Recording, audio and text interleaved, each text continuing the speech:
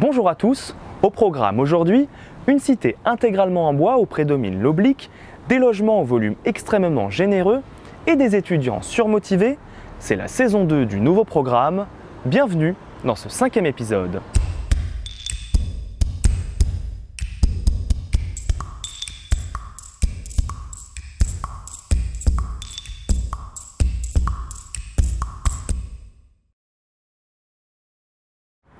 Alors aujourd'hui, c'est en plein cœur du 93, dans la ville du Blanc-Mesnil, que je vous emmène.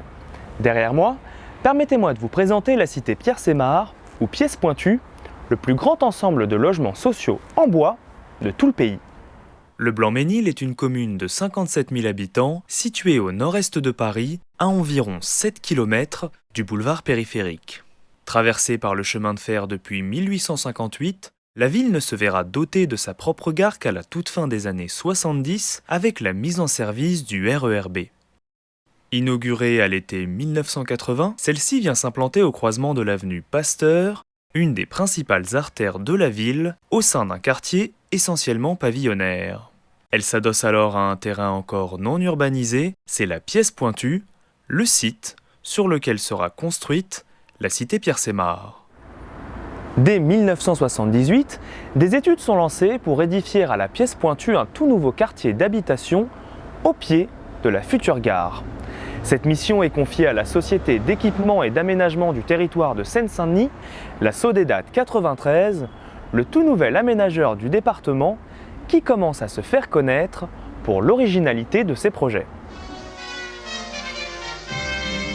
Le grand ensemble est l'enfant de la facilité et du goût moderne pour le gigantisme. Et j'extrais cette formule d'une conférence de presse de M. Olivier Guichard, ministre de l'Aménagement du Territoire et de l'Équipement. En somme, c'est l'interdiction des grands ensembles d'habitation. Créée en 1974, la Sodedat apparaît à un moment qui marque en France l'arrêt de la construction des grands ensembles.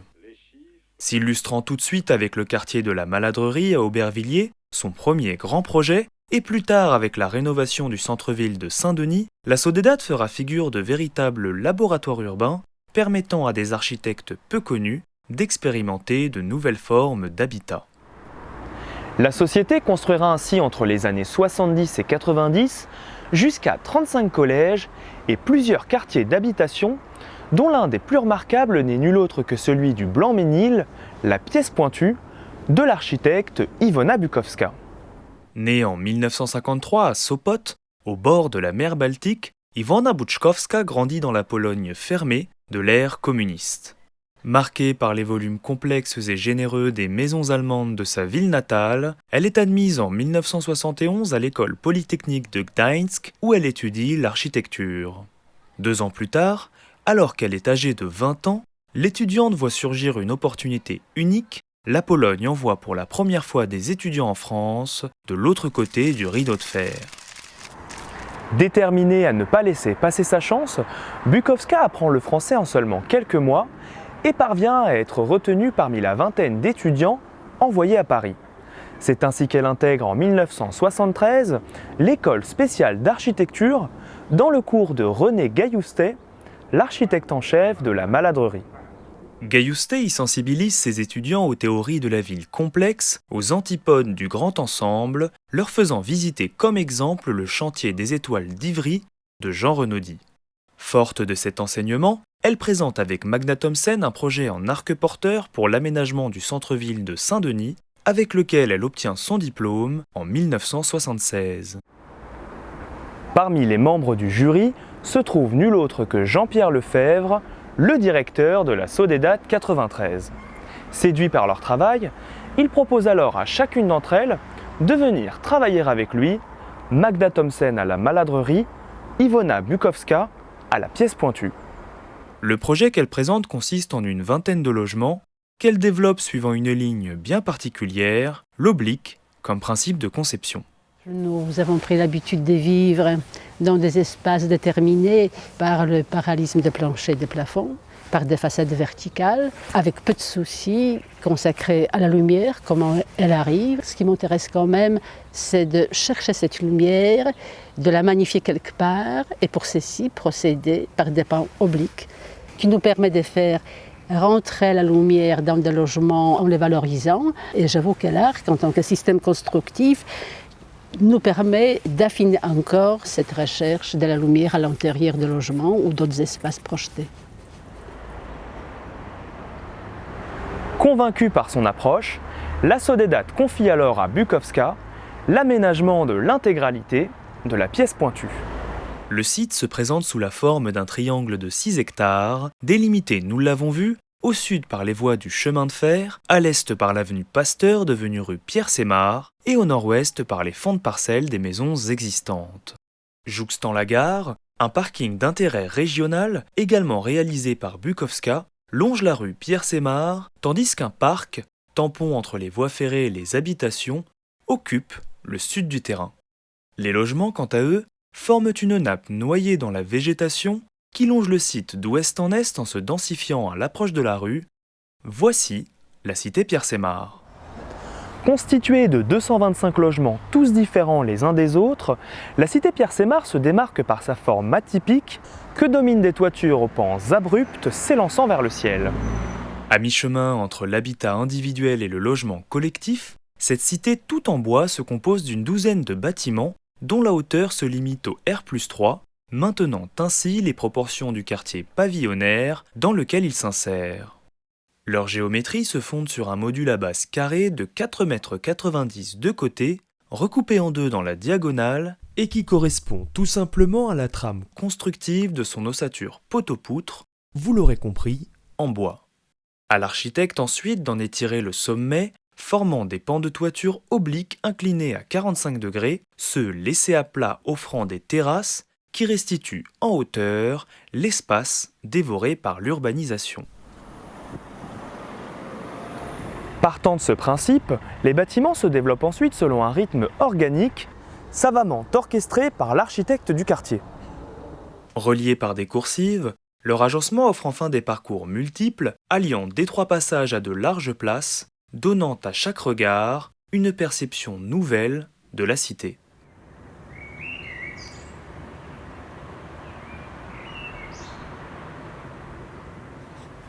Bien qu'il puisse donner l'impression d'être labyrinthique, le quartier est en fait organisé autour de 3 axes principaux qui lui permettent, vous allez le voir, de s'intégrer parfaitement dans son site.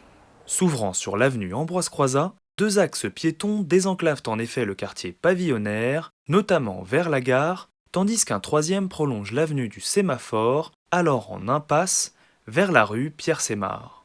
Prenant la forme d'une rue à 2 niveaux, cet axe traverse l'opération dans toute sa longueur et forme la colonne vertébrale du quartier. Ponctuant ces cheminements, une multitude de places de différentes échelles, autour desquelles le plan masse se développe, dans le cadre, nous l'avons vu, de la trame structurelle carrée et de ses diagonales. Prévoyant à l'origine environ 275 logements, le plan masse de la pièce pointue se développe en 4 tranches, dont seules les 3 premières finiront par sortir de terre. La première tranche, à l'ouest du site, n'est constituée que de 5 logements, c'est le prototype, sur lequel nous reviendrons plus tard. La seconde forme pour sa part le cœur du quartier avec ses 88 logements, alors que la troisième le fait aboutir sur la rue et est la plus dense avec un total de 132 logements. En partie posée sur un socle en béton, matériau plus apte au contact avec la ville, cette tranche abrite les quelques 1000 m² de commerce du programme, répartis le long de la rue Pierre-Sémard. Par-dessus, Bukowska recrée une sorte de sol artificiel, le béton lui permettant de planter les terrasses, offrant ainsi de véritables jardins suspendus au logement du premier étage. Prétexte à des traitements architecturaux inédits, cette 3e tranche abrite également 6 ateliers d'artistes ainsi qu'un local commun résidentiel prévu à l'usage de tous les habitants.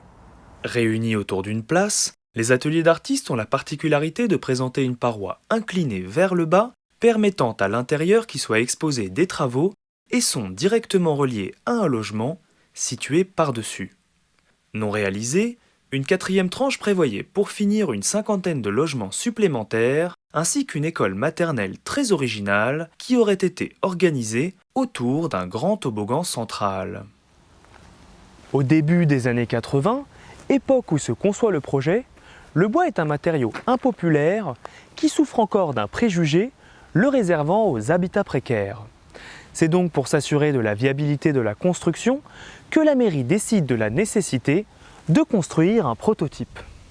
Au-delà d'affiner les systèmes constructifs, le prototype permet à Bukowska de faire grandeur nature la démonstration de la qualité de sa proposition, des logements tous différents qui offrent des volumes extrêmement généreux, tout en alliant à la privacité de l'individuel la sociabilité du collectif. Pour y parvenir, elle conçoit des logements qui s'imbriquent les uns dans les autres et dont l'accès se fait directement depuis l'extérieur, au rez-de-chaussée ou via une coursive au premier étage. Se développant sur 1, 2 ou 3 niveaux, il s'ouvre toujours sur un espace extérieur, un jardin, une ou plusieurs terrasses, voire les deux. Pour prendre la mesure de la difficulté éventuelle de la mission, Jean-Pierre Lefebvre ainsi que d'autres membres de la Sodédat viendront même occuper les logements. Les habitants du Blanc-Mesnil seront, pour leur part, invités à les visiter. En 1986, la livraison du prototype donne enfin le coup d'envoi au reste des travaux. Ces structures en bois offriront le spectacle d'un chantier d'une grande grâce, les innombrables pans de toiture s'érigeant peu à peu, en même temps qu'une butte anti-bruit, modelée avec les déblais des parkings souterrains. La seconde tranche sera ainsi livrée 2 ans plus tard, en 1988, tandis que la construction de la troisième s'étalera jusqu'en 1992, le quartier ayant déjà accueilli, entre-temps, ses premiers habitants. Je m'appelle Véronique Tonello, je suis habitante avec ma famille depuis 1989. Alors mon appartement c'est un F4, donc il y a un rez-de-chaussée avec un salon, salle à manger, cuisine, une chambre en bas, à l'étage en passant par un escalier. Il y a une chambre ouverte et une chambre. Dans l'appartement, ce qu'on aime, nous, c'est les volumes, c'est les lumières, avec toutes les ouvertures qu'il y a, le bois. Le bois, ça c'est superbe. Et le fait que l'appartement est un jardin, donc on est dans la nature. Moi, la cité, je la vis comme des balades. On rencontre des personnes, il y a de la végétation, donc on voit comment elle évolue. Il y a aussi le fait qu'elle ne soit pas fermée, donc des gens la traversent. Voilà, ça permet de rencontrer des gens qu'on n'aurait peut-être pas croisés autrement. Intégralement piétonne, la cité est ponctuée d'une multitude d'espaces collectifs, parmi lesquels se distinguent quelques larges places, à l'image du jardin japonais, reconnaissable à ses curieux cerisiers, choisis par l'architecte elle-même. En effet, Bukowska conçoit également le plan paysager en tentant de ménager les arbres fruitiers du verger qui se trouvait ici, avant la cité. Différence notable avec ce qu'elle a prévu, les haies séparatives devaient être taillées à mi-hauteur, donnant une perception complètement différente de la cité. Ces espaces fluides qui permettaient de se voir sans être obligés de se côtoyer mettaient bien plus en lumière les façades.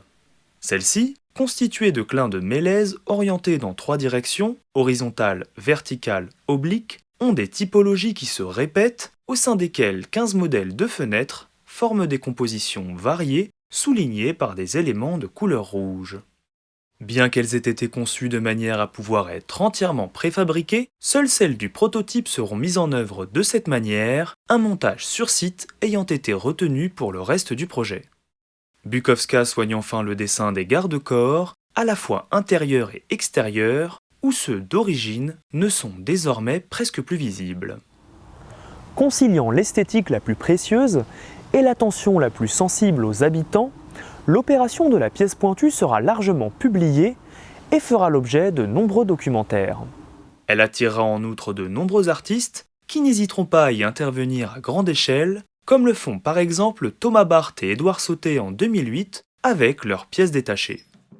Décor d'une scène du film Narco de Tristan Orouet et Gilles Lelouch, on la retrouve également dans le clip du titre Mon instru va craquer du désormais très célèbre rappeur Fianso, qui a d'ailleurs grandi dans le quartier. Enfin, la pièce pointue suscite aujourd'hui l'intérêt des architectes et étudiants en architecture, parfois internationaux, auxquels Bukowska et des habitants font régulièrement visiter le quartier. Allant encore plus loin, des enseignants de l'école d'architecture de Paris-la-Villette y ont même inventé un cours qui se déroule sur place et en collaboration avec les habitants. Je m'appelle Lucille, je suis étudiante à l'école de la Villette. Moi je suis Pierre Valsamides, étudiant également donc de ce même cours en Master 1. Avec Monsieur Ebaudet et Madame Sinéus. En gros, il y a eu 3 phases importantes lors de ce semestre. Il y a eu une première phase d'analyse du site. La deuxième phase, c'est une proposition par rapport à ces enjeux. Et ensuite, vers le mois de mai, on a proposé donc 6 projets soumis à un vote. 2 ont été élus. Ça se déploie en 3 grandes parties. On a l'aménagement d'un appartement, qui vient nous servir de support d'exposition et de communication avec les habitants. On a donc le film qui est projeté dans l'appartement, qui a été réalisé par 3 étudiants du groupe. Et juste derrière nous, la structure en bois. On appelle ça l'arche pointue. Le principe de cette arche, 10 portiques qui vont s'assembler les uns avec les autres, permettant également d'afficher nos exercices et toutes nos analyses. Donc il y a un circuit qui se fait à l'intérieur des portiques et qui est une exposition. Et ce qui se fait à l'extérieur, finalement, c'est l'espace de rencontre. Avec une table ronde qui sera faite dans la fin de journée, faire parler les différents acteurs de cette cité actuellement. Ce qui est super, c'est que c'est un des rares cours qui propose de construire à échelle 1. Et donc c'est hyper intéressant en tant qu'étudiant de passer de rendu classique, coupe, plan, à la réalité, à construire quelque chose, à concrétiser nos idées. Tout ce contact avec les habitants qui fait vraiment la différence. Finalement, on a voulu construire quelque chose, mais toujours pour les habitants et avec les habitants. Et on en est très heureux, je pense, aujourd'hui, de pouvoir avoir cette journée comme ça qui est un beau résultat pour nous. Bien avant que les préoccupations écologiques de notre époque ne fassent du bois un matériau à la mode, Iwona Bukowska réussit avec la pièce pointue à le réhabiliter, mettant en lumière sa polyvalence. L'architecte assoira ensuite son titre de pionnière nationale de l'utilisation du bois avec le collège Pierre Sémard de Bobigny, livré en 1994, où elle réussit enfin à mettre en œuvre l'arc en tant que principe constructif, comme imaginé lors de son diplôme. Pour ses travaux, Bukowska recevra de nombreuses distinctions, dont le prix des académies d'architecture françaises et internationales. La cité, quant à elle, pâtit malheureusement d'un manque d'entretien, occasionnant notamment des désordres dans certains logements, comme par exemple des infiltrations d'eau. En 2018, le bailleur a finalement présenté un projet de rénovation de la cité, mais celui-ci impliquait, tenez-vous bien, la démolition de 132 logements, soit l'intégralité de la 3e tranche, et la cession de ces terrains à un promoteur privé. Menée par l'architecte elle-même et soutenue par de nombreux habitants, la levée de boucliers fut telle que le projet de démolition a fini par être abandonné. La mobilisation, largement relayée dans le milieu de l'architecture et de la culture, permettra néanmoins de mettre en lumière l'œuvre d'Iwona Bukowska. Reste l'espoir d'un classement ou d'une labellisation qui pourrait protéger définitivement de la démolition cet exemple précurseur de la construction bois. Et c'est ainsi que s'achève ce 5e épisode du nouveau programme.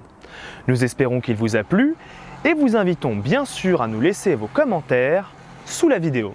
N'oubliez pas de vous abonner à la chaîne et de partager la vidéo autour de vous, car c'est le seul moyen de nous permettre d'augmenter notre audience. Retrouvez-nous bien sûr sur Facebook et Instagram et soutenez-nous si vous le pouvez via notre cagnotte sur Tipeee. Même quelques euros par mois, je vous l'assure, nous aideront grandement à pouvoir continuer de produire les épisodes du nouveau programme. Le prochain que nous préparons sera d'ailleurs assez spécial, vous le verrez, pensez donc à vous abonner pour ne rater aucun épisode du nouveau programme.